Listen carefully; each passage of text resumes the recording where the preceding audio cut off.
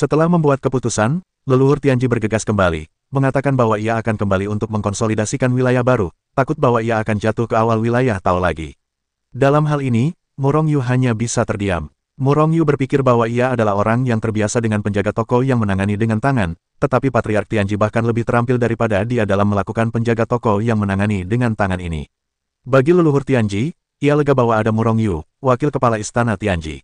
Namun, Murong Yu tidak berniat membiarkan leluhur Tianji maju. Seperti yang ia katakan, saat membunuh leluhur seperti Gao Shan, beberapa budaknya telah pergi ke gunung tinggi dan pasukan lainnya, dan akan mencapai gunung. Sarang Paviliun Zanri diberikan, pasukan paksa seperti Gunung Tinggi, Paviliun Zanri, dan Kuil Dacheng dibubarkan. Sebelum itu, tentu saja, sumber daya mereka dihancurkan. Terlebih lagi, kekuatan-kekuatan ini berbeda dari Istana Rahasia Surgawi, dan mereka tidak memiliki cabang. Jika hanya ada satu gerbang gunung, ia akan menguasai wilayah bintang yang tak terhitung jumlahnya. Wilayah bintang terkecil memiliki puluhan juta, dan yang terbanyak bahkan mencapai beberapa ratus juta. Di antara mereka, gunung tertinggi adalah yang terbanyak, dan menguasai hingga 300 juta wilayah bintang, yang 3 kali lipat dari Istana Misteri Surgawi. Setelah Patriark Tianji kembali, Murong Yu juga membubarkan tim dan kembali ke rumah masing-masing. Setelah kembali ke Tata Surya, Murong Yu mulai pindah ke sekte. Lagi pula, Tata Surya hanyalah sebuah galaksi dan tidak cocok untuk pengembangan sekte suci. Oleh karena itu, ia ingin memindahkan sekte suci ke wilayah bintang yang lebih tinggi. Di antara mereka, gunung tertinggi adalah yang paling cocok. Untungnya, formasi teleportasi sebelumnya yang mengarah ke sisi gunung yang tinggi belum hancur, jika tidak, Murong Yu hanya bisa membawa pemilik sekte suci ke Hetu Luoshu dan membawanya ke sana. Itu akan terlalu mengejutkan. Murong Yu dan sekelompok ahli alam Dao besar datang ke gunung terlebih dahulu. Ketika sampai di gerbang gunung Zishan, Murong Yu tahu mengapa Zi Gaoshan memanggil nama yang begitu aneh. Gerbang gunung menuju gunung tertinggi adalah gunung yang sangat besar, bahkan lebih besar dari Yuanxing tempat markas besar Istana Tianji berada. Sebenarnya, gunung besar ini bukan hanya sebuah gunung, tetapi juga sebuah bintang. Sebuah bintang purba yang telah tumbuh menjadi sebuah gunung. Sungguh menakjubkan. Terlebih lagi, gunung ini setinggi puncak langit, dan konon hampir sama. Yang terpenting adalah vitalitas dunia di kaki gunung cukup kuat. Dan semakin tinggi tempatnya, semakin kuat vitalitas langit dan bumi. Tekanannya semakin tinggi, bahkan hingga titik tertinggi gunung, bahkan pembangkit tenaga listrik dari alam awal Dao pun hampir tidak dapat menahan paksaan di dalamnya. Adapun Murong Yu saat ini, tentu saja dia tidak bisa bangun. Paksaannya terlalu kuat, dan dia tidak ingin naik dan menderita. Ini membuatnya sangat tertekan. Pada akhirnya, dia hanya bisa menempatkan kuil di posisi yang bisa dijangkau olehnya dan banyak orang suci yang kuat. Kalau tidak, akankah dia menjadi satu-satunya orang di aula saat pertemuan diadakan? Dengan peningkatan kekuatan semua orang yang berkelanjutan di masa depan, secara bertahap pindahkan jaringan kuil. Sekarang sebagian besar murid sekte suci hanya bisa bergerak di kaki gunung. Murong Yu menyatakan minat yang besar pada gunung ini. Namun, para leluhur gunung tertinggi telah bercokol selama bertahun-tahun, namun mereka masih belum mengetahui rahasia gunung tertinggi tersebut, sehingga untuk sementara waktu, rasa ingin tahu di hati Murong Yu terpendam. Di sisi lain, setelah sekte suci pindah dari Tata Surya, Murong Yu menyerahkan Tata Surya kepada sekte Taiyin. Selama sekte Taiyin masih berada dalam lingkup pengaruh Istana Tianji, sekte Taiyin akan tetap diurus olehnya. Hanya saja, masa depan sekte Taiyin dapat mencapai titik itu tergantung pada keterampilan gadis iblis tersebut. Setelah sekte suci pindah ke gunung, meskipun ia tidak mengendalikan wilayah asli kekuatan-kekuatan seperti gunung dan Paviliun Zanri, tidak ada kekuatan lain yang berani melangkah ke wilayah bintang ini. 6 kekuatan utama bergabung untuk menyerang Istana Misteri Surgawi, tetapi pada akhirnya mereka dihancurkan oleh Istana Misteri Surgawi. Sekarang, 6 kekuatan utama telah dibubarkan secara paksa. Puluhan jalan yang kuat, jumlah ini mengejutkan dan menimbulkan ketakutan pada kekuatan-kekuatan blockbuster di sekitarnya. Sekalipun mereka menyatukan banyak kekuatan Dao Realem mereka akan melebihi jumlah ini. Namun, aliansi ini, siapa yang bisa menjamin bahwa semua orang sepikiran? Namun, Murong Yu bersatu. Jika mereka melakukan serangan balik, siapa yang bisa menjamin bahwa pasukan terdekat ini dapat menangkis serangan mereka? Oleh karena itu, ketika sekte suci pindah ke Gaoshan, banyak pasukan terdekat mengirimkan utusan untuk mengirimkan hadiah besar, menyatakan kesediaan mereka untuk berteman dengan sekte suci. Tindakan mereka secara langsung mengakui keberadaan sekte suci. Pada saat yang sama, mereka semua sepakat bahwa wilayah asal ke-6 kekuatan, termasuk Zishan dan Kuil Dacheng, adalah milik sekte suci. Meskipun semuanya berbasis di medan bintang yang luas ini, tak seorang pun berani bergerak. Oleh karena itu, wilayah 6 kekuatan utama secara alami telah menjadi wilayah sekte suci. Bahkan tidak berani melakukan apapun di tingkat alam Dao. Terlebih lagi, kekuatan besar dan kecil di wilayah 6 kekuatan utama yang asli. Mengikuti kekuatan-kekuatan besar dari alam besar, kekuatan-kekuatan besar dan kecil ini juga memberikan hadiah kepada Sekte Suci, menyatakan pengakuan mereka atas hegemoni Sekte Suci, dan berjanji untuk memberikan penghormatan sesekali. Setelah Auzu.com awalnya memperoleh rumah harta karun 6 kekuatan dan memperoleh sumber daya mereka, kekayaan Sekte Suci telah lebih dari 10 kali lipat lebih banyak daripada Istana Tianji. Sekarang telah diakui oleh kekuatan-kekuatan besar dan kecil ini. Selama 60 penguasa alam Dao yang hebat tidak meninggalkan Sekte Suci, di masa depan, Sekte Suci akan bangkit dengan cepat. Bukan masalah untuk menjadi kekuatan istana rahasia surgawi dalam waktu singkat. Tentu saja, semua ini baru permulaan. Yang diinginkan Mu Rongyu adalah menjadikan Sekte Suci sebagai kekuatan terkuat di seluruh kekacauan, bukan salah satunya. Tentu saja, selalu ada kesenjangan besar antara cita-cita dan kenyataan. Sekte Suci sejati kini setara dengan kekuatan di alam surga dan manusia. Di bawah kekaguman 60 Master Alam Dao yang hebat, Sekte Suci mengantarkan periode perkembangan yang stabil. Di bawah curahan sumber daya yang besar, kekuatan setiap orang di Sekte Suci mulai berubah drastis. Di antara mereka, perubahan terbesar adalah Zhu Xiaoning. Tentu saja, kekuatannya tidak terlalu bagus, dan perubahannya terutama berasal dari rumah lelang. Rumah lelang Sekte Suci. Setelah Sekte Suci pindah ke Gaoshan, kemampuan bisnis Zhu Xiaoning yang luar biasa mengantarkan ledakan besar. Hanya dalam puluhan ribu tahun, ia membuka rumah lelang Sekte Suci di 300 juta bidang bintang tempat gunung itu awalnya berada. Meskipun saat ini hanya ada 300 juta rumah lelang, pendapatan harian mereka sangat besar. Terlebih lagi, rencana jangka pendek Zhu Xiaoning adalah membuka balai lelang Sekte Suci untuk seluruh wilayah Sekte Suci, hampir 1 miliar domain bintang. Tak hanya di bidang bintang, ia juga memiliki setidaknya 1 balai lelang Sekte Suci di setiap galaksi. Akhirnya aku tahu betapa hebatnya Zhu Xiaoning, seorang pebisnis. Kekayaan yang diciptakan oleh 1 miliar balai lelang untuk Sekte Suci setiap tahun tak ternilai harganya, dan jelas jauh lebih besar daripada pendapatan Istana Tianji setiap tahunnya. Demi memberi Zhu Xiaoning hadiah, Mu Rongyu langsung menugaskan 5 orang kuat untuk menjadi pengawalnya. Ia tak ingin orang berbakat seperti itu dibunuh. Waktu mengalir seperti air, 1 juta tahun berlalu dalam sekejap mata. Selama kurun waktu ini, Sekte Suci mengalami perkembangan pesat. Sejumlah besar kultivator alam surgawi dan alam manusia bermunculan, dan pada saat yang sama, orang-orang seperti Zhao Ziqing dan yang lainnya telah mencapai alam sejati. Hanya dalam 1 juta tahun, kekuatan Sekte Suci telah mengalami perubahan yang mengguncang dunia. Bagaimana jika diberikan 1 juta tahun lagi? Bagaimana dengan 1 periode reinkarnasi, atau bahkan 2 periode reinkarnasi? Seberapa kuat Sekte Suci nantinya? Di mana jangkauan Mu Rongyu? Dalam jutaan tahun ini, tidak ada yang terjadi di pihak Sekte Suci. Oleh karena itu, kehidupan Mu Rongyu cukup nyaman. Sekte Suci, Rumah Suci Sengyang, dan alam jiwa adalah tempat-tempat yang sering ia kunjungi. Terlebih lagi, karena Hetul Woshu dapat mempercepat waktu, kekuatan Mu Rongyu telah meningkat pesat. Puncak alam penciptaan, jiwa, basis kultivasi, dan tubuh fisik semuanya telah mencapai puncak alam penciptaan. Alasan mengapa jiwa menembus begitu cepat adalah karena Mu Rongyu menggunakan kekuatan jiwa yang terlepas dari jiwa. Bagaimanapun, jiwa memiliki kekuatan jiwa yang besar, dan sangat kuat. Setelah Mu Rongyu menyingkirkan kekuatan jahat dalam jiwanya, ia dapat langsung menyerap kekuatan jiwa tersebut. Selama jutaan tahun terakhir, Hun Tan dan Mu Rongyu juga telah menjalin persahabatan yang mendalam. Namun, ia tidak memberitahu Mu Rongyu mengapa ia ingin mendarat di sini dan mengapa ia tidak ingin orang-orang dari klan jiwa tahu di mana ia berada. Namun, Mu Rongyu tidak bertanya terlalu banyak. Ketika ia seharusnya tahu, ia tahu. Di puncak alam penciptaan, jiwa dan kekuatan Mu Rongyu telah menyatu dengan ribuan pusaran kekuatan. Karena itu, kekuatan tempur dan daya mematikannya sangat mengerikan.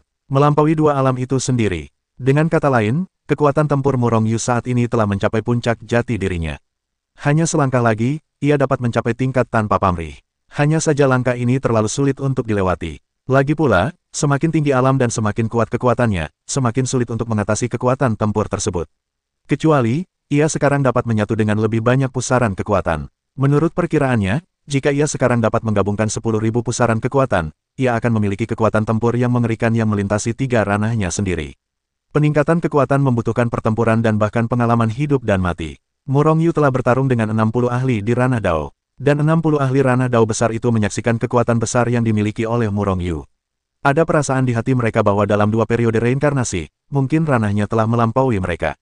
Alam Dao Jun bahkan mungkin telah mencapai alam Dao Jun. Lalu, dengan kekuatan tempur mengerikan milik Mu Rongyu, setelah mencapai alam Dao Jun, akankah kekuatan tempurnya mencapai tingkat Dao Jun yang legendaris? Sekalipun tidak bisa mencapai tingkat Dao Jun, saya khawatir alam Dao Jun tak terkalahkan, bukan? Suasana hati memang rumit, tetapi mereka tidak iri. Sebaliknya, mereka berharap agar Mu Rongyu segera mencapai alam Dao Jun. Karena itu, mungkin tanpa 2 reinkarnasi, mereka dapat memperoleh kembali tubuh mereka. Apa yang terjadi akhir-akhir ini? Aku selalu merasa sedikit gelisah. Mungkinkah Shengzong atau Istana Tianji atau bahkan dirinya sendiri dalam bahaya? Tapi, siapa yang berani menyentuhku sekarang? Murong Yu duduk di kuil, sedikit mengernyit. Semakin kuat kekuatannya, semakin kuat pula kemampuannya untuk memprediksi bahaya. Dengan kekuatan Sekte Suci saat ini, pasukan di sekitarnya sama sekali tidak berani menggerakkan Murong Yu. Bagaimana dengan sumber daya yang dimiliki Sekte Suci yang didambakan? Mereka sama sekali tidak memiliki kemampuan untuk melakukannya. Sedangkan untuk kekuatan yang lebih jauh dan lebih kuat, mereka sama sekali tidak tertarik pada kekuatan kecil seperti Murong Yu. Lagi pula, ada orang-orang di luar angkasa, dan kekuatan setingkat Sekte Suci dianggap kuat di langit berbintang di sekitarnya, tetapi ada banyak orang yang lebih kuat daripada Sekte Suci. Karena Sekte Suci tidak terancam, krisis yang dirasakan Murong Yu seharusnya menimpanya. Namun, ia tidak dapat memahaminya tanpa alasan, mengapa ada bahaya yang menimpanya. Perlu dicatat bahwa ia belum pernah ke tempat lain selama sejuta tahun. Bingung, Murong Yu akhirnya menyerah menebak. Ini masalah besar, para prajurit akan datang untuk melindungi air dan tanah, tidak ada yang perlu ditakutkan.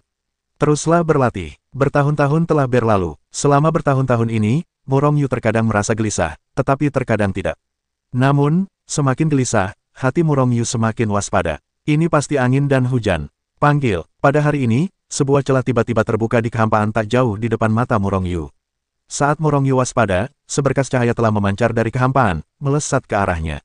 Mata Murong Yu sedikit menyipit, dan tangannya yang besar langsung menunjuk, dan ia langsung meraih pita itu. Saat ini, ia telah melihat bahwa pita itu adalah jimat transmisi. Namun, bukan seseorang yang ia kenal baik, napas utusan ini cukup asing. Jimat utusan itu hanya berisi beberapa kata, Murong Yu, jika kau tidak ingin Sekte Suci dihancurkan, cepatlah datang ke bintang Yang Yuan sendirian. Beri kau waktu 1 hari. Jika kau tidak muncul dalam sehari, maka kau akan menunggu Sekte Suci dihancurkan. Hentikan, ingat, kau hanya bisa datang sendiri. Wajah Murong Yu langsung muram. Orang yang mengirim jimat itu jelas tahu siapa dia dan bernapas lega. Kalau tidak, mustahil mengirim jimat itu kepadanya. Tapi, siapa orang itu? Apakah musuhnya, atau apakah itu seseorang di Sekte Suci? Apa yang ingin dilakukan orang ini? Yang Yuanxing dan Murong Yu tidak tahu di mana mereka berada. Setelah mencari ingatan, mereka tidak menemukan apapun.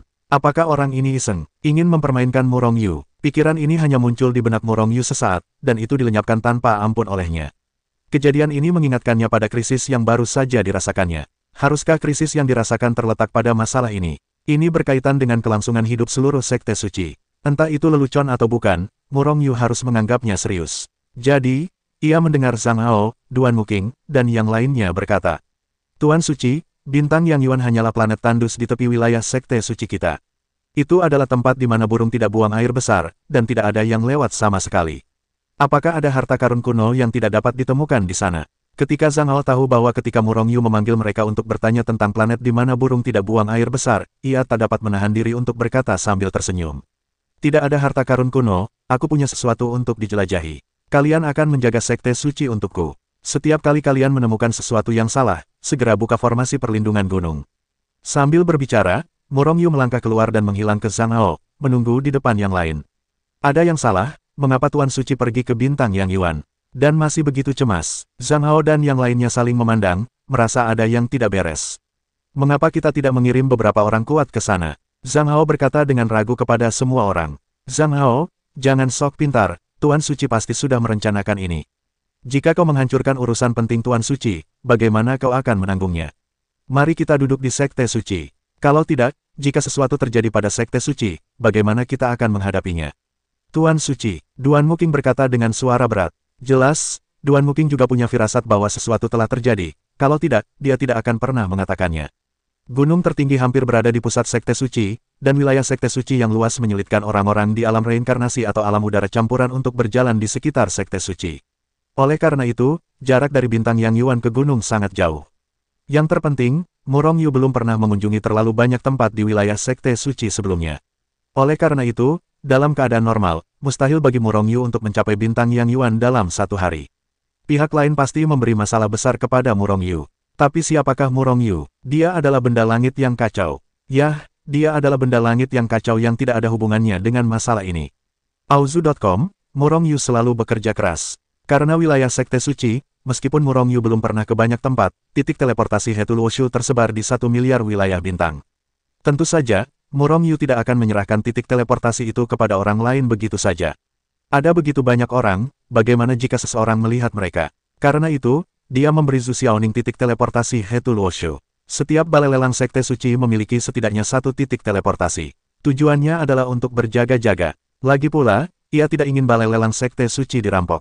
Dengan titik teleportasi, bahkan jika terjadi sesuatu yang besar, ia bisa langsung menemui gurunya bersama Sekte Suci. Kali ini, titik teleportasi sangat membantu Mu Rongyu. Setelah berteleportasi langsung ke medan bintang tempat bintang Yang Yuan berada, jaraknya masih sangat jauh dari bintang Yang Yuan. Namun, dengan kecepatan susunan teleportasi dan kecepatan Mu Rongyu, ia seharusnya bisa tiba di bintang Yang Yuan dalam sehari. Akhirnya, ketika hari hampir berakhir, Mu Rongyu muncul di bintang Yang Yuan tepat waktu.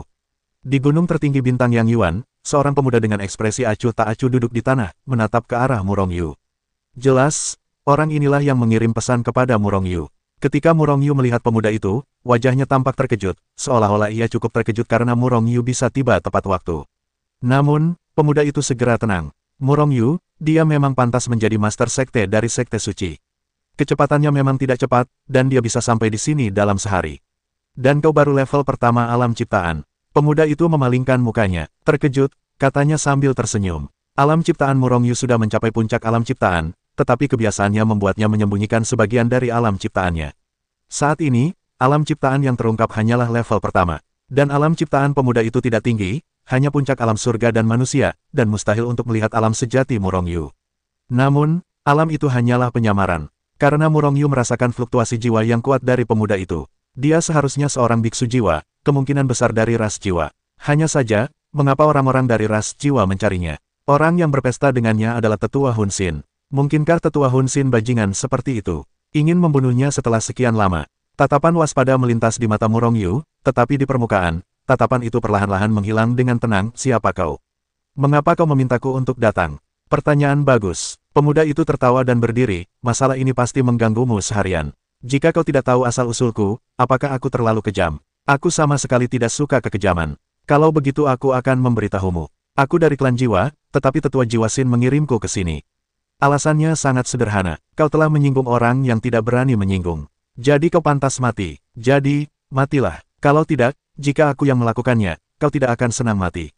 Tes Gading, kau juga anggota ras jiwa. Jika aku melahap jiwamu, maka aku bisa meningkatkan kekuatanku. Latihan yang diajarkan oleh Tetua Jiwa Xin sungguh brilian. Selama aku melahap cukup banyak jiwa, aku bisa terus membuat terobosan. Terobosan, mungkin karena Mu Rongyu pasti akan mati, pemuda itu mulai berbicara sendiri. Dia tidak keberatan bahwa Mu Rongyu tahu lebih banyak. Wajah Mu Rongyu sedikit dingin, tetapi dia masih terkejut dengan apa yang dikatakan pemuda itu. Tetua Hun Xin memiliki teknik yang dapat terus meningkatkan ranahnya dengan langsung melahap jiwanya. Jika dia terus melahap orang-orang dari ras jiwa, bukankah dia akan mampu menembus ke ranah Master Dao dan bahkan leluhur Dao? Jangan bicara tentang ranah leluhur, bahkan di ranah Tao, hanya sedikit orang yang menjadi lawannya. Perut ayam Tetua Yi Hun Xin tidak akan pernah melepaskan Mu Rongyu. Dan jika setelah terobosan Hun Xin, Mu Rongyu tidak akan bisa bertarung. Keberadaan tingkat Tao, belum lagi bahwa Mu Rongyu hanya memiliki 60 budak di ranah Tao dan Raja Tao. Bahkan jika ada 60.000, itu tidak cukup bagi seorang guru Tao untuk menamparnya. Oleh karena itu, Mu Rongyu merasa perlu untuk mencegah Hun Xin menerobos. Namun, dia belum memiliki kekuatan ini. Kemudian hanya mengandalkan kekuatan orang lain. Penatua Hun Xin tidak buruk, selama dia memberitahu teknik jahat Penatua Hun Xin. Jika Penatua Hun Xin telah menelan suku jiwa, maka dia pasti akan mati. Namun, sebelum itu, dia harus membunuh pemuda itu atau menyelamatkan hidupnya dari pemuda itu. Mu Rongyu dapat merasakan bahwa kekuatan tempur jiwa pemuda itu jelas tidak lebih lemah darinya, dan bahkan lebih kuat darinya. Kekuatan tempur jiwa Mu Rongyu telah mencapai puncak jati dirinya yang sebenarnya. Jika pemuda itu lebih kuat darinya, itu adalah tingkat tanpa pamrih. Jangan pikirkan cara membunuhku, aku tahu ada orang-orang kuat setingkat Dao yang tersembunyi di Sekte Suci. Itulah sebabnya aku membawamu ke sini. Dan kau benar-benar bodoh, kau benar-benar datang ke sini sendirian. Ini jalan buntumu sendiri, kau tidak bisa menyalahkanku. Pemuda itu mencibir, dan gelombang fluktuasi jiwa keluar darinya seperti air pasang, dan ia siap membunuh Mu Rongyu dengan tangannya. Tunggu, manfaat apa yang diberikan Tetua Hun Xin padamu? Kau selalu seperti anjing. Jika kau tidak membunuhku, aku bisa menjadikanmu wakil ketua Sekte Suci, dan bahkan ketua Sekte Suci. Pada saat ini, Mu Rongyu tiba-tiba berteriak dingin. Mendengar ini, pemuda itu terkejut sejenak, dan gerakannya juga terhenti. Sebagai seorang biksu klan jiwa di tingkat tanpa diri, untungnya jiwa Dong bercampur dengan klan jiwa, dan perawatan Kun Xin kepadanya cukup baik. Namun, Tetua Jiwa Sin adalah eksistensi tingkat Tao, dan ada sekelompok besar ahli klan jiwa di alam Dao awal. Ada banyak bawahan seperti Jiwa Dong dan tingkat tanpa diri. Jiwa Dong hanyalah tingkat pertama dari keadaan tanpa diri, kekuatan semacam ini sama sekali tidak dihargai. Oleh karena itu, perlakuan yang dapat ia nikmati hanya sedikit lebih baik daripada rata-rata orang. Sumber daya dan perlakuan yang dinikmati oleh Murong Yu, Master Sekte Suci, sepenuhnya berada di langit dan tanah yang sama, dan mereka sama sekali tidak berada pada level yang sama. Jika ia dapat menjadi Master Sekte dari Sekte Suci dan mengendalikan sumber daya dari 1 miliar domain bintang, bahkan jika itu adalah tetua Jiwa Sin, itu tidak lebih. Oleh karena itu, pertama kali setelah Murong Yu mengajukan saran ini, Jiwa Dong tercengang. Kata-kata Murong Yu langsung menyentuh hatinya. Sol Dong harus mengakui bahwa ia tergoda. Hanya saja ide ini muncul di benaknya, dan ia pun padam olehnya. Murong Yu tidak tahu siapa tetua Hun Sin, tetapi ia tahu. Ia penjahat kejam yang pasti akan melapor. Jika Hun Dong berani mengkhianati tetua Hun Sin, ia pasti akan mati. Bahkan jika ia melarikan diri ke ujung dunia, ia pasti tidak akan bisa lolos dari kejaran tetua Hun Sin. Sama seperti Murong Yu, meskipun sejuta tahun telah berlalu, tetua Hun Sin akhirnya melakukannya. Tugas yang diberikan oleh tetua Hun Sin harus diselesaikan, jika tidak, itu akan dianggap pembangkangan. Adapun sumber daya Sekte Suci, itu juga milik tetua Hun Sin, jiwanya tidak bisa bergerak sedikit pun, jika tidak, ia pasti akan mati. Oleh karena itu, Sol Dong tanpa sadar melawan dingin, lalu menatap Murong Yu dengan tatapan dingin. Murong Yu, jangan mencoba menyelamatkan hidupmu dengan retorika. Karena aku mengambil tugas ini, kau pasti akan mati. Jadi, kau akan mati. Benar, sambil menyeringai, Sol Tong sekali lagi meningkatkan kekuatan jiwanya, dan ingin membunuh Murong Yu dengan satu pukulan. 10.000 gelombang jiwa. Pada saat ini, teriak Murong Yu dengan keras di dalam hatinya. Kekuatan jiwa yang telah lama ditingkatkan hingga batasnya melonjak keluar, dan aksi klan kota dari ras jiwa telah ditampilkan olehnya. Di bawah kendali Murong Yu, pusaran kekuatan jiwa berputar dengan gila, menelannya, dan kekuatannya bahkan lebih mengerikan. Pada saat Murong Yu bergerak, Sol Dong siap bergerak. Namun jarak antara keduanya tidak terlalu jauh. Sesaat setelah serangan itu, Jiwa dan Dong bahkan tidak punya waktu untuk bereaksi, dan ia dibombardir oleh 10.000 gelombang jiwa ke dalam ruang jiwa. Bagaimanapun, Sol Dong adalah orang yang kuat di alam non-diri. Meskipun hanya tingkat pertama alam non-diri, kecepatan reaksinya sangat cepat. Ketika kekuatan jiwa Murong Yu membombardir ruang jiwanya, ia sudah mulai mengerahkan kekuatan jiwa untuk mempertahankannya. Boom, boom, boom. Dalam sekejap, puluhan serangan jiwa membombardir jiwanya. Sol Dong, yang baru saja mengumpulkan kekuatan pertahanan tingkat tinggi, diserang oleh jiwanya. Namun, 10.000 gelombang jiwa datang satu demi satu. Serangan demi serangan. Seringkali, gelombang jiwa pertama belum menghilang, tetapi gelombang terakhir telah menyerbu. Bahkan beberapa gelombang jiwa saling tumpang tindih dan mencekik. Puff, puff, puff. Sol Dong bahkan tidak tahu bahwa serangan jiwa Murong Yu mengerikan, bukan? Ia bahkan tidak tahu bahwa Murong Yu sebenarnya mampu menggunakan keterampilan bertarung setingkat Soul Ratchet Township seperti gelombang jiwa Wanzong. Jadi ia langsung dihantam dengan keras oleh jiwanya dalam sekejap. Ini juga karena dia adalah seorang kultivator jiwa di tingkat tanpa diri. Kalau tidak, dia pasti sudah mati di bawah serangan mendadak Murong Yu.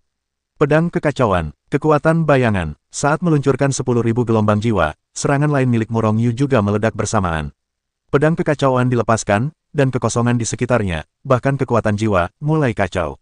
Kekuatan bayangan yang diinjak dilepaskan oleh Murong Yu, langsung melumpuhkan tubuh, kekuatan, jiwa, dan bahkan pikiran jiwa. Jiwa-jiwa yang sudah dekat dengan tragedi benar-benar tragedi langsung. Ketika kekuatan, jiwa, tubuh, dan bahkan pikiran semuanya terhenti, dia sudah menjadi ikan di talenan, dia hanya bisa dibantai oleh Murong Yu. Serangan itu dilancarkan dengan panik. Jiwa Kuntong telah menderita kerusakan parah, dan kini hancur berkeping-keping. Murong Yu mengejar dan bertarung dengan sengit, dan akhirnya, jiwa Kuntong langsung hancur berkeping-keping dan berubah menjadi kipas yang tak terhitung jumlahnya. Murong Yu tidak berani meledakkan sebagian jiwanya begitu saja dan kemudian menyisakan sebagian lagi. Sebagai seorang biksu jiwa, ia tentu tahu betapa mengerikannya biksu jiwa. Sekalipun hanya sedikit jiwa yang tersisa, ia mungkin masih bisa berdiri. Karena itu, Murong Yu langsung membunuh jiwa Dong. Auzu.com. Puff, tubuh jiwa dan Dong berlutut pelan, tak bernyawa lagi. Namun, meskipun jiwa itu telah mati, ia masih tampak enggan. Ia adalah orang yang tak berdaya di tingkat alam tanpa pamrih. Ia terbunuh oleh serangan badai milik Murong Yu, dan ia bahkan nyaris tak melawan. Tentu saja ia tidak berdamai. Setelah Sol Dong, Murong Yu juga terengah-engah, dan terduduk di tanah, lalu terengah-engah. Inti dari pembicaraan akhirnya tersampaikan. Intinya, Sol Dong pasti mati karena kecerobohan. Kalau tidak, jika dia tidak berbasa-basi, jika dia menganggap Murong Yu sebagai lawannya, maka bukan dia yang mati, melainkan Murong Yu. Setelah Murong Yu tiba, meskipun dia marah, dia tetap tenang dan menganggap Soldong sebagai lawan terkuat dalam hidupnya. Di saat yang sama, dalam godaan besar untuk merayu Soldong. Saat pikirannya berfluktuasi, Murong Yu tiba-tiba melancarkan serangan. Ini juga karena Murong Yu mampu membunuh Soldong. Kalau tidak, jika itu Soldong lain, bahkan jika dia mencapai puncak jati dirinya, dia mungkin tidak akan bisa membunuh Soldong jika terjadi serangan mendadak. Sebagai seorang Sol Biksu, Murong Yu tahu betapa mengerikannya kekuatan serangan Sol Biksu. Namun, dia juga tahu betapa rapuhnya Sol Biksu, terutama saat menghadapi Sol Biksu. Tentu saja, jika itu hanya serangan jiwa, Murong Yu tetap tidak bisa membunuh Soldong. Kekuatan Shadow Stepping dan Chaos Blade sangat membantu Murong Yu. Bisa dibilang, alasan mengapa Murong Yu mampu membunuh Soldong sepenuhnya berkat koordinasi yang baik antara Soul Attack, Shadow Stepping Power, dan Chaos Blade. Kalau tidak, dia pasti tidak akan berhasil membunuh Soldong. Setelah beristirahat sejenak, Murong Yu mengambil harta spasial Soldong, lalu menghancurkan tubuh Soldong menjadi debu. Hun Dong sudah mati, aku pasti sudah tahu dari Hun Xin. Dengan hati manusia Hun Xin yang kecil, dia tidak bisa membunuhku kali ini, dan dia pasti tidak akan menyerah. Lain kali, aku khawatir aku akan mengirim lawan yang lebih kuat. Alis, Murong Yu sedikit mengernyit, dia jelas bukan orang yang menunggu kematian. Dia harus mengambil inisiatif untuk menyerang, bukan hanya diam saja menghadapi musuh. Lagi pula, jika Hun Xin terus mengirim orang, Murong Yu tidak bisa menjamin dia akan baik-baik saja. Dan sekarang keluarga itu memiliki bisnis besar, siapa yang tahu bahwa mereka tidak akan mengancam Murong Yu dari Zhao Ziqing, Murong Xuan, dan yang lainnya. Murong Yu sudah terlalu sering melihat hal semacam itu, dan kemungkinannya sangat tinggi. Hanya saja, jika Anda mengambil inisiatif untuk menyerang, Anda hanya bisa menyerahkannya kepada Penatua Soul Creek. Namun sekarang tidak ada bukti sama sekali. Sosok Murong Yu berkedip dan menghilang di tempat. Ketika dia muncul kembali, dia sudah datang ke planet tempat jiwa menekan dirinya sendiri. Wah, kenapa kau terlihat begitu haus darah saat berada di sini? Hun Dan tidak tahu tingkat kekuatan apa yang dimilikinya.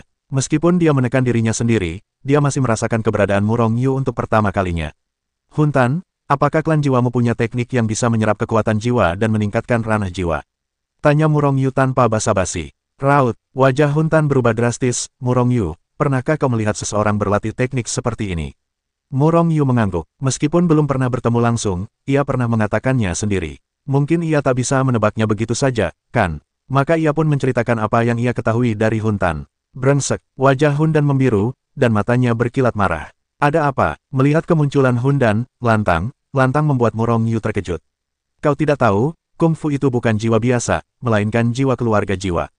Hanya jiwa biksu jiwa yang layak ditelan. Itu adalah teknik terlarang keluarga jiwa kita, dan itu telah disegel. Aku tidak menyangka jiwa Sina. Bajingan tua itu benar-benar mempraktikkan teknik ini. Jika kau membiarkannya terus berlanjut, ras jiwaku dalam bahaya. Dalam bahaya pemusnahan. Murong Yu sedikit terkejut, dia tidak pernah menyangka teknik latihannya bisa begitu serius.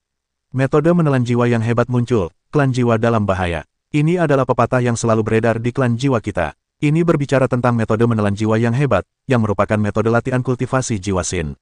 Latihan ini sangat melawan langit, hanya perlu melahap jiwa biksu jiwa terus-menerus untuk meningkatkan alam.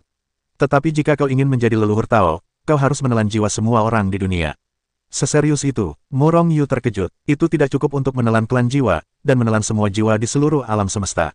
Hanya saja tidak ada makhluk lain di seluruh alam semesta, bahkan jika Hun Xin menjadi leluhur Taoisme, bagaimana dengan itu? Apa gunanya? Perasaan krisis. Jika benar-benar seperti yang dikatakan jiwa itu, Murong Yu pasti akan berada dalam bahaya. Murong Yu akan menjadi sangat sensitif dan positif tentang hal-hal yang menyangkut hidupnya dan kehidupan keluarganya.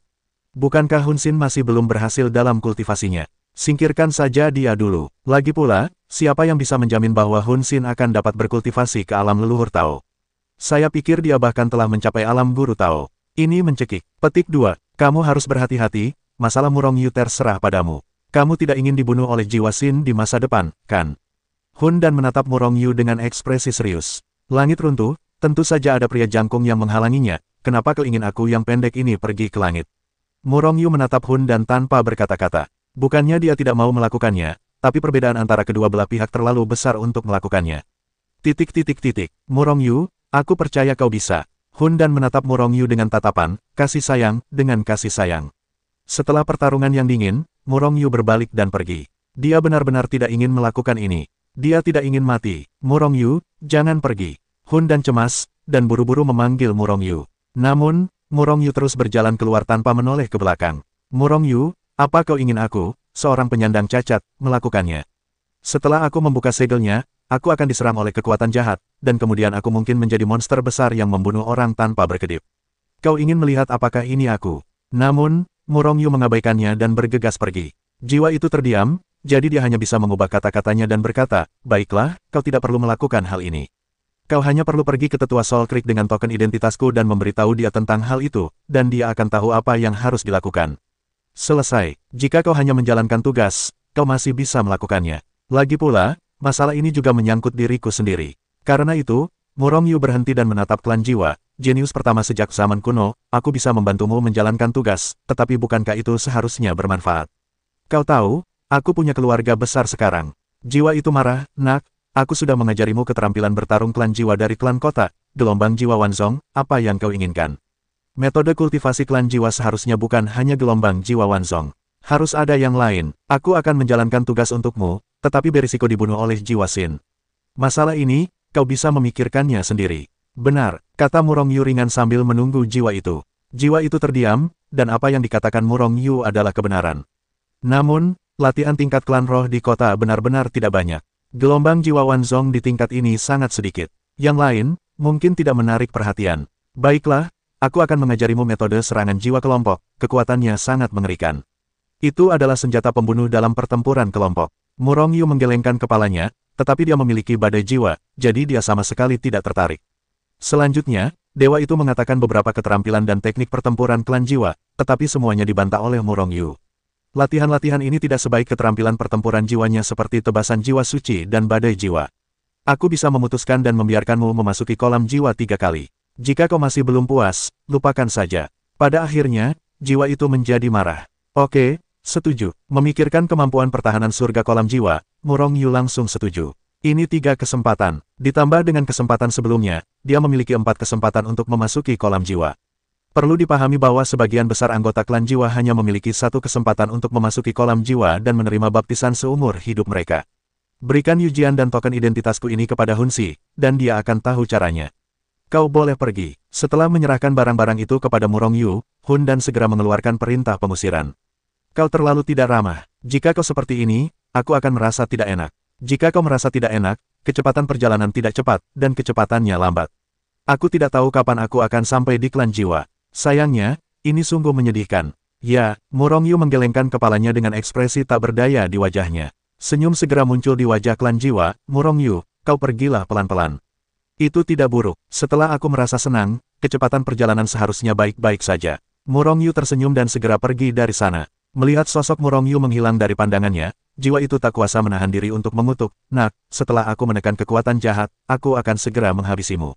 Setelah meninggalkan planet tempat jiwa itu berada cukup jauh, Murong Yu memasuki Hetuluoshu. Kemudian sebuah teleportasi tiba di wilayah ras jiwa. Meskipun ia mengatakan hal itu kepada Hundan, ia tak berani mengabaikan masalah ini. Kalau tidak, semakin lama ia menunda, semakin buruk baginya. Namun, setelah datang ke klan jiwa, Murong Yu tidak menemukan sungai jiwa untuk pertama kalinya, melainkan menemukan Solming. Ia sudah lebih dari 1.000.000 tahun tidak bertemu dengan Murong Yu, dan ia cukup bahagia.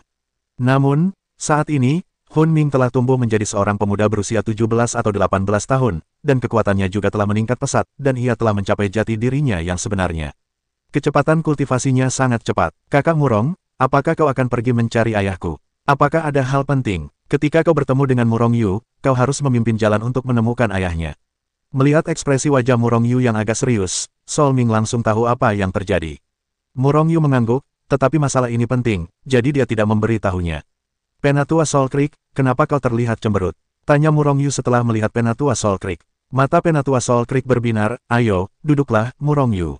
Selama bertahun-tahun ini, apakah ada kabar tentang Soul? Solming masih cukup khawatir dengan jenius pertama dari klan Soul ini. Saking khawatirnya, dia mengabaikan suara Solming di sampingnya. Auzu.com namun, sepertinya Hun Ming sudah terbiasa dengan situasi ini. Dia memutar bola matanya dan duduk di sebelah Murong Yu. Tidak ada yang salah dengan Soul Creek, jawab Murong Yu, tetapi tetap tidak mengungkapkan lokasi Solming, inilah yang dijelaskan Hun Tan berulang kali. Ayah, apakah ayah masih khawatir tentang kematian di klan? Klan jiwa tidak hanya memilikimu sebagai penatua, apakah perlu merepotkan seperti ini? Kunming memutar matanya dan berkata dalam hati. Penatua Soul Creek memelototi Solming, apa yang ayah tahu? Beberapa anggota klan telah meninggal setiap hari dalam beberapa hari terakhir. Jika kebenaran tidak dapat ditemukan, siapa yang tahu berapa banyak anggota klan yang akan mati di masa depan. Mendengar jawaban antara ayah dan anak Kunci, Murong Yu tak kuasa menahan diri untuk tidak tergerak. Penatua Soul Creek, apakah semua anggota klan ayah yang meninggal kehilangan jiwa mereka? Mereka tampaknya telah ditelan, tanya Murong Yu. Penatua Soul Creek dan Soul Ming menatap Murong Yu dengan heran, dan bertanya serempak bagaimana ayah tahu. Murong Yu tersenyum tanpa berkata apa-apa, tetapi bertanya secara retoris, apakah ada orang yang ayah curigai sekarang? Dengan keraguan yang mendalam di hatinya, Penatua Soul Creek menjawab pernyataan Murong Yu, kita sekarang menduga bahwa seekor binatang buas pemakan jiwa telah muncul di wilayah ras jiwa. Hanya saja masih belum ada petunjuk. Murong Yu mencibir, binatang buas. Apakah dugaan ini diajukan oleh Penatua Hun Xin? Saat ini, hanya Penatua Soul Creek yang terkejut. Jika Murong Yu tahu tentang kematian orang-orang itu karena ia telah belajar dari ras jiwa, maka hanya sedikit orang yang tahu bahwa dugaan ini diajukan oleh Penatua Soul Xin. Hanya para tetua mereka yang tahu, dan tidak ada yang membocorkannya. Jadi, bagaimana Murong Yu tahu? Melihat ekspresi Penatua Hun Xin, Murong Yu tahu apa yang sedang terjadi. Seharusnya tidak ada perbedaan dari dugaannya. Orang-orang itu pasti telah ditelan jiwanya oleh Penatua Soul Xin. Bahkan jika itu bukan dia, itu pasti orangnya. Lagi pula, bahkan Sol Dong pun bisa berlatih teknik semacam itu, bukankah yang lain juga? Namun, yang membingungkan Murong Yu adalah Penatua Hun Xin pasti telah memperoleh metode tuntun Sol. Tapi bukankah ini pernah terjadi sebelumnya? Hal semacam ini seharusnya sudah terjadi sebelumnya, tetapi Penatua Soul Xin melakukannya secara diam-diam dan tidak diketahui orang lain. Mungkinkah Penatua Hun Xin sekarang cukup cemas, dan telah mulai melahap jiwa-jiwa orang-orang klan jiwa dengan putus asa untuk meningkatkan wilayahnya? Murong Yu, aku melihat masalahnya dari ekspresimu, apa sebenarnya yang kau ketahui? Tolong beritahu aku. Ekspresi Penatua Soul Creek menjadi serius. Murong Yu tidak menjawab, tetapi hanya menatap Hun Ming, Xiao Ming, masalah ini sangat penting. Ini terkait dengan keselamatan ras jiwa dan bahkan seluruh alam semesta. Jika kau tahu, kau dapat menjamin bahwa kau akan meremehkan setengah kata. Soul Ming mengangguk dengan sungguh-sungguh. Segera, Murong Yu menatap Penatua Soul Creek, kau seharusnya lebih tahu daripada aku. Selain keterampilan tempur klan kota seperti gelombang jiwa Wanzong, ada teknik tabu di ras jiwa, kan? Maksudmu hukum menelan jiwa kelima? Wajah tetua Soul Creek sedikit berubah, dan ia hendak bertanya apa hubungan hukum menelan jiwa dengan pembunuhan orang-orang klan jiwa. Tiba-tiba ia bereaksi. Lalu ia bertanya dalam hati, maksudmu, seseorang dari ras jiwa telah mempraktikkan teknik terlarang itu? Mustahil, kita telah menekan teknik itu, dan tak seorang pun boleh mendekatinya. Murong Yu mencibir, tetua Soul Creek, apa kau benar-benar yakin tak seorang pun boleh mendekatinya? Aku pernah melihat seorang biksu klan jiwa yang telah mempraktikkan metode menelan jiwa agung. Maka, Murong Yu pun menjelaskan secara singkat tentang masalah Sol Dong. Hun Dong berasal dari tetua Hun Xin, maksudmu Hun Xin mencuri teknik terlarang itu dan sekarang sudah berlatih. Ekspresi tetua Hun Xin berubah-ubah. Murong Yu tidak berbicara, hanya menyerahkan jade slip dan token identitas yang diberikan oleh jiwa kepada tetua Soul Creek. Ia tidak berencana untuk meyakinkan Soul Creek apa yang ia katakan. Tetapi jika ada jiwa yang berbicara, Soul Creek pasti akan mempercayainya. Benar saja, setelah membaca pesan dari Soul Creek, ekspresi Penatua Soul Creek menjadi sangat serius. Tanpa diduga, Penatua Hun Xin begitu gila. Tidak, aku harus menghentikannya dari masalah ini. Namun, kekuatan dan tenaga Hun Xin tidak berada di bawahku. Masalah ini harus diperhitungkan dengan cermat, kata Penatua Hun Xin dalam hati. Hun Xin tidak tahu sudah berapa lama dia berlatih teknik ini, dan tidak ada yang tahu seberapa kuatnya dia. Aku sarankan kau menanyakan keberadaan leluhur ras jiwa. Kalau tidak, tidak ada yang bisa menekan jiwa. Xin, kata-kata itu ada di sini. Murong Yu memberi Sol Si saran. Mungkin, hanya itu yang bisa terjadi. Wajah Penatua Soul Creek menjadi lebih serius. Xiao Ming, kau temani Murong Yu, aku akan pergi. Sebelum suara itu jatuh, Soul Creek telah menghilang. Murong Yu memutar matanya. Awalnya, dia masih ingin Soul Creek mengatur agar dia memasuki kolam jiwa. Tanpa diduga, Soul Creek pergi begitu cepat. Apakah dia akan menyelinap masuk lagi? Ada perbedaan besar antara menyelinap masuk dan masuk secara terang-terangan. Titik.